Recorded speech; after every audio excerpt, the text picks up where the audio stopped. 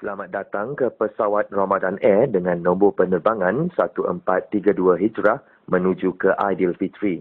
Sesuai dengan peraturan Al-Quran, kami ingin menyampaikan informasi penting untuk semua penumpang.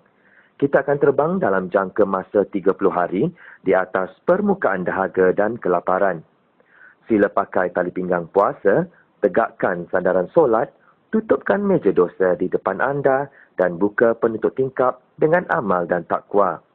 Pesawat ini mempunyai 3 pintu kecemasan, pintu pahala ada di depan anda, pintu keampunan ada di tengah dan pintu kebajikan ada di belakang anda.